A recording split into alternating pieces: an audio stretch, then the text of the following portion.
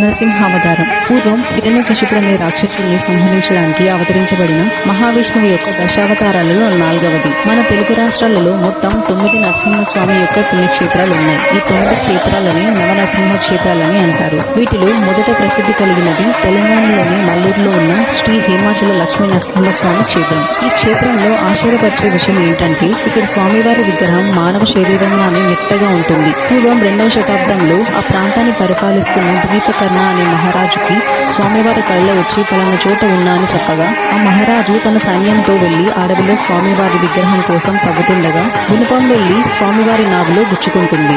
అప్పటి నుండి విగ్రహం యొక్క నాభి నుండి ఒక జలం కారుతూనే ఉంటుంది. దీన్ని నాభి చందనం అంటారు.